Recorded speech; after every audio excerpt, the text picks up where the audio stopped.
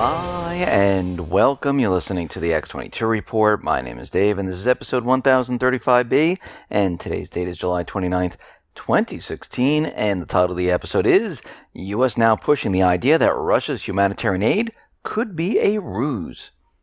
Let's get into the economic collapse, political, and geopolitical news. Now, in previous reports, we talked about CIA black sites, where they have them all around the world, where they bring individuals, they torture them, have them confess that they are terrorists, and of course, there's no due process whatsoever because it's outside the United States. Actually, there was a black site in Chicago where they brought people in there.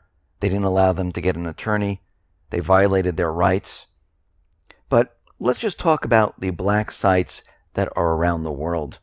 And we know what they're doing is they're bringing in these people into these areas where they're not looking for terrorists, because the United States government central bankers, they control the terrorist groups.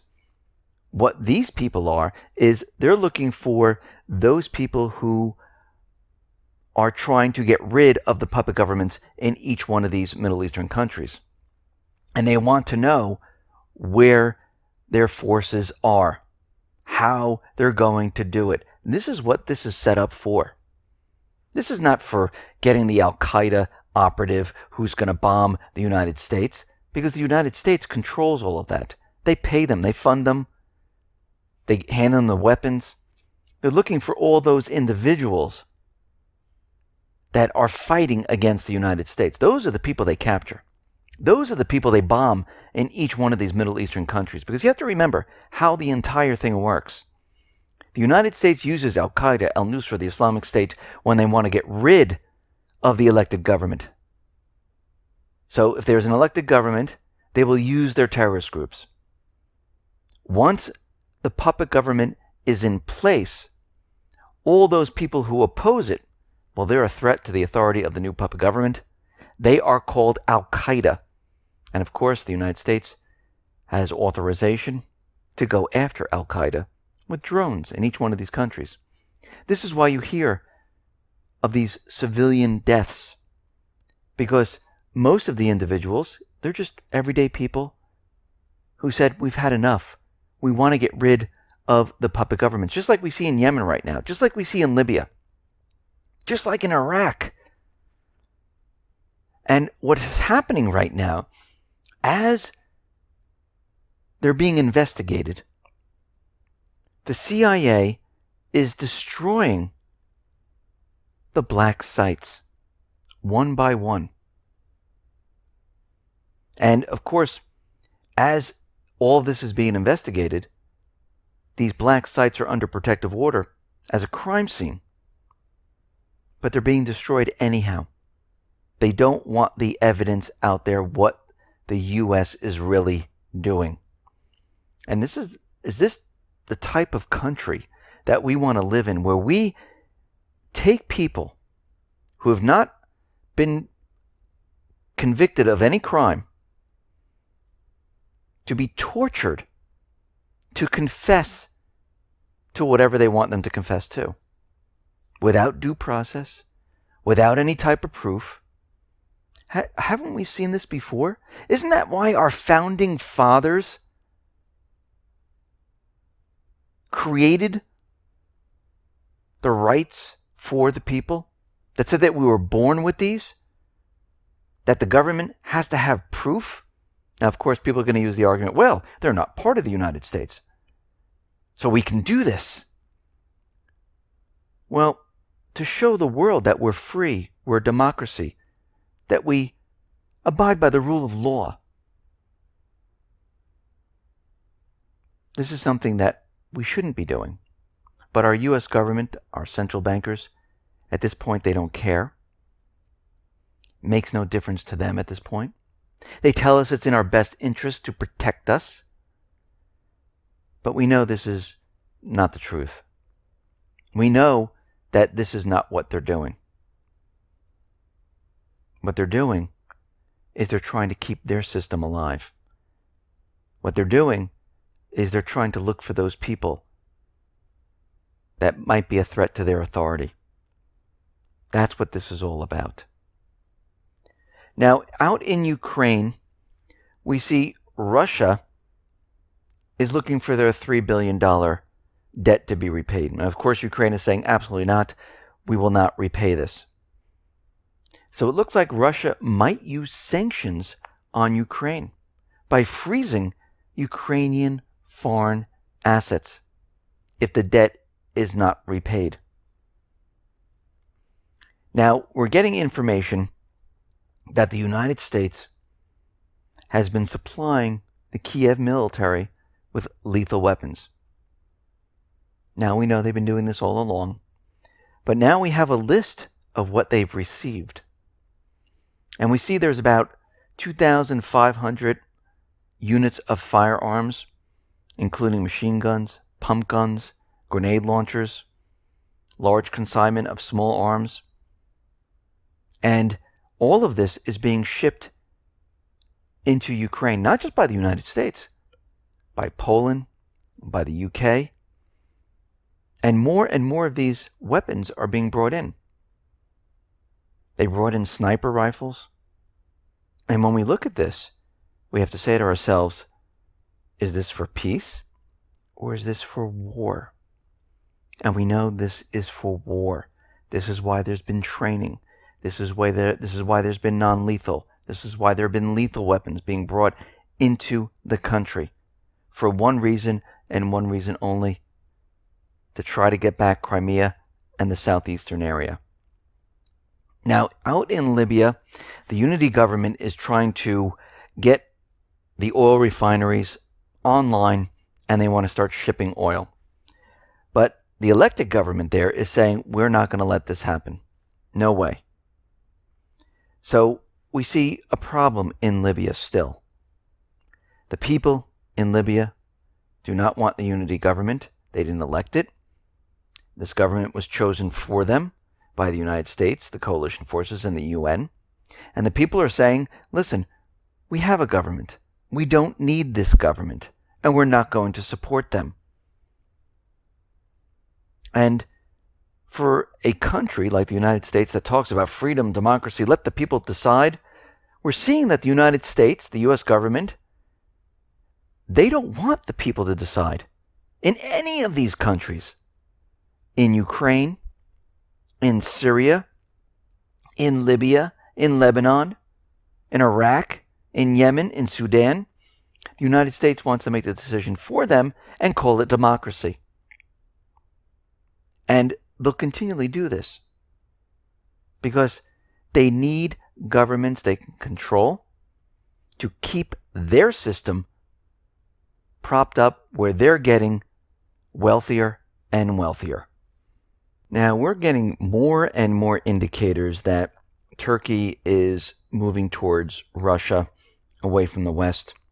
We're getting indicators, actually facts, that we know that the U.S. NATO was behind the coup.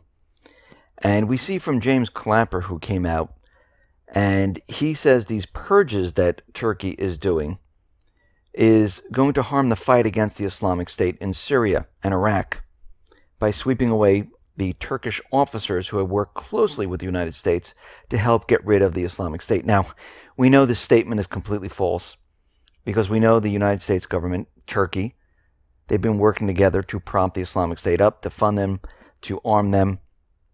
And this entire statement is showing us that the U.S. is worried that Erdogan is removing all those officers that are loyal to the United States.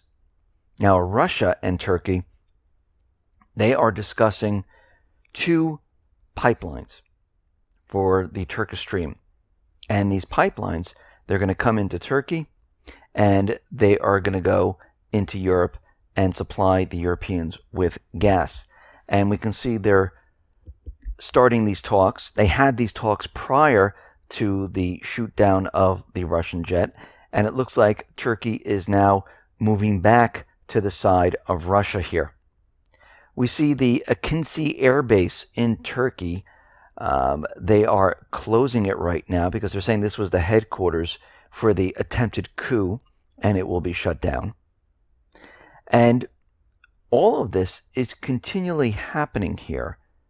At the same time, the U.S. and the Islamic State are losing. Because really think about it. The revenue that was coming into the Islamic State has dropped by 90%. So they can't even fund the Islamic State. Actually, they're like non-existent at this point. I know the FBI is out there telling us that we need to be worried, that the Islamic State's coming to get us. But what they're really saying is that as this falls apart, we're getting ready and prepared for this major event. Of course, we know it will be an inside job, and the United States agencies will handle this, but they will blame it on a terror group. Now, very interestingly, out in Syria, it looks like Aleppo is about to fall, and the Syrian forces, the Russian forces, they are taking complete control of Aleppo. And for the United States, this is not good. Now, residents of Aleppo, they've been waiting for supplies of food and other items. We see that Russia, they have opened 3 humanitarian corridors for civilians and militants who had agreed to lay down their arms. And the governor of Aleppo, he is saying that the militants, they're blocking several dozen families from leaving the eastern areas of the city. They're blocking the humanitarian aid, and they're making it very difficult. Now, we know that the U.S. controls all the proxy armies and the moderate rebels, the Syrian Democratic Forces, whatever you want to call them. They keep changing their name daily. And we realize that Aleppo is their last area that they need to hold on to. But it's getting worse and worse as time goes on. So John Kerry was out there, and he was saying, and he was trying to understand what Russia is doing, because he's saying Russia's plans for a humanitarian operation in Syria, we don't know if it's sincere. This could prove to be a ruse, and it could ruin the cooperation between Moscow and Washington. Because I don't think the talks are going as well as Kerry continually lets everyone believe they're going. I believe that they're not going as well because they had preconditions. Assad stepped down, and Assad stepped down. And they wanted the Syrian forces and the Russian forces, they didn't want them to bomb al-Nusra and the moderate rebels for 1 week. And we know already that al-Nusra split off, renamed themselves from Al-Qaeda, which bypasses the UN resolution because they're a different terrorist group now. And we know, as things continually move along here, the U.S. is really stuck. Because if they go along with this peace deal, Assad's going to stay in power. That's a fact. The people are going to vote for him. He will stay in power. They're going to see him as a war hero. And then the United States loses out completely in Syria. The 5-6 years was a complete waste of time. And now what do? Because their plan was to get Assad out, take over the natural resources, put in a pipeline, put in a central bank, then move on to Iran. This was supposed to be completed back in 2008. While they're holding on to the other Middle Eastern countries, but it's all falling apart. So I only see one alternative here. Their alternative is to do something, to have some type of an event, because they're stuck. If they let it fold right now, and they go along with the peace deal, the entire system collapses right now. Boom. The petrodollar is doomed, and everything starts to fall apart rapidly. And who's going to be blamed for this? The central bank. And they're not going to let this happen. There's no way. They never give up on their goal. They might change tactics, but they keep going. Now, Russia is sending an advanced spy plane to Syria, the Tupolev Tu-214R, or the Tu-214R. And they're sending it to the air base in Syria, right in the southern part of Latakia. And it will be used to track the terrorist movements around the country. Now, the aircraft is known to carry sensor packages to perform electronic intelligence and signal intelligence, where they pick up signals emitted by the enemy systems, like their radars, their aircraft, radios, combat vehicles, mobile phones. And what they do is they build this electronic order of battle of the enemy forces, and they pinpoint where the enemies are operating.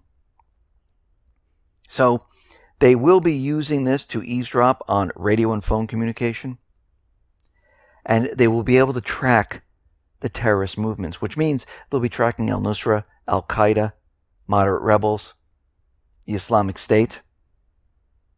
And we can see right now the U.S. is getting very worried about this. U.S. and Israel, they are staging secret military drills.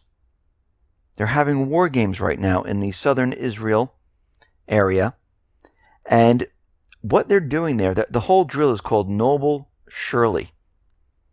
And it's being held in the Negev desert. Now, the drill will be conducted during day and nighttime hours. It's going to involve U.S. Marine Corps, special units from the Israeli air, naval, and ground forces. The exercise, the troops and commandos that take part in this drill, will simulate helicopter landings behind enemy lines, urban warfare above and below ground. They'll also practice close-range combat and military takeover techniques. So this is something we need to watch because, as we know, whenever there's any type of military drill, something always seems to come out of this. Now, when we look at this entire situation, we see that the U.S. is going to become very, very desperate very soon. We can already see the propaganda where John Kerry is out there saying that this humanitarian aid could be a ruse. I mean, think about this. The U.S. proposed a peace plan to Russia. And as they continually lose ground, they're using the excuse that humanitarian aid might be a ruse, which makes no sense whatsoever. Why would they need to make this a ruse or try something at this point when they almost have the entire city of Aleppo? When they've completely eliminated the Islamic State, where they've destroyed the oil revenue of the Islamic State. They wouldn't have to do this at this point. They've never done it in the past. What we're seeing right now is the U.S. is going to get desperate. When a wild animal is backed into a corner, the only way out is to fight your way out. And this is what the United States is going to do. And by fighting, I mean they're going to create this event, this false flag event. They need a war. The system is crumbling. They need something to unite the American people. And this is where we all need to be worried. Because they're not going to have a bomb go off in an airport. They're not going to have a shootout as the main event. They're going to have something equal to or greater than 9/11.